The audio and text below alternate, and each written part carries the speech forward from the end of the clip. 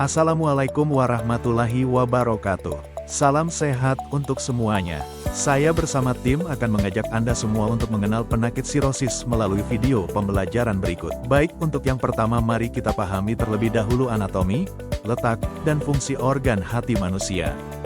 Hati terletak di bagian kanan atas rongga perut, di bawah diafragma, dan di atas organ lain seperti lambung dan ginjal kanan. Berwarna merah tua, memiliki berat sekitar 1,5 kg, dan merupakan kelenjar terbesar dalam tubuh. Terbagi menjadi dua lobus utama, lobus kanan, lebih besar, dan lobus kiri, yang dipisahkan oleh ligamen. Fungsinya sangat banyak, meliputi detoksifikasi racun dari darah, memproduksi empedu untuk pencernaan, metabolisme nutrisi, karbohidrat, protein, lemak, menyimpan vitamin dan mineral, serta memproduksi protein penting seperti albumin dan faktor pembekuan darah. Selanjutnya, apa itu penyakit sirosis hepatis? Yuk kita kenali proses hati yang sehat sampai hati terkena sirosis.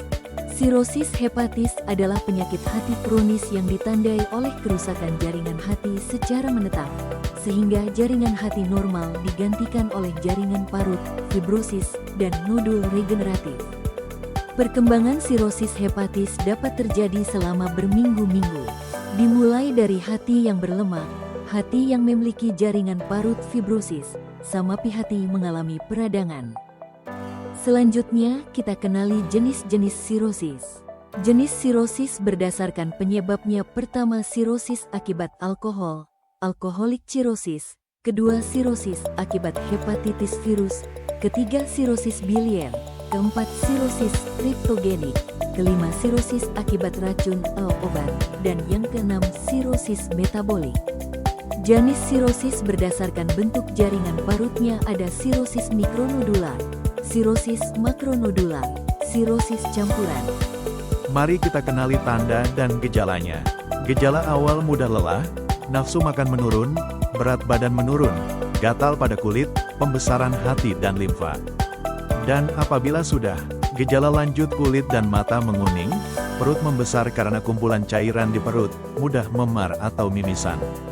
Apabila timbul gejala demikian, maka segeralah datang ke fasilitas kesehatan.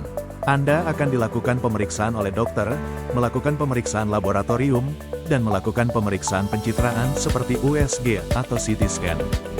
Faktor resiko terjadinya penyakit sirosis hepatis: pertama, konsumsi alkohol, obesitas, penyakit keturunan, gangguan saluran empedu, gizi buruk, paparan zat kimia, penyakit lemak hati, infeksi hepatitis B dan C kronis.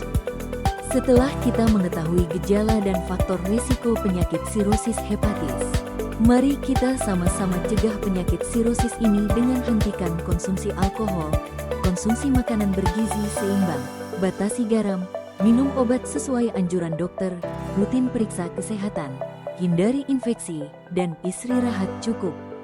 Berikut pencegahan penyakit sirosis hepatis. Vaksinasi hepatitis B dan A jika perlu. Hindari penggunaan jarum suntik bergantian. Hindari hubungan seksual beresiko tinggi. Hindari konsumsi alkohol. Konsumsi makanan sehat dan hindari obesitas.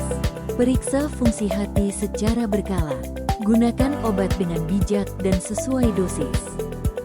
Berdasarkan data dari Kementerian Kesehatan Republik Indonesia pada tahun 2022, diperkirakan 3,5 sampai 5,2 juta penderita hepatitis B di Indonesia akan mengalami perkembangan penyakit menjadi sirosis. Dengan demikian, mari kita semua jaga dan lindungi fungsi hati kita agar terhindar dari penyakit sirosis hepatis. Sirosis hepatis dapat dicegah. Ingat, lebih baik mencegah daripada mengobati. Demikian video edukasi dari kami, semoga bermanfaat. Sampai jumpa pada kesempatan berikutnya.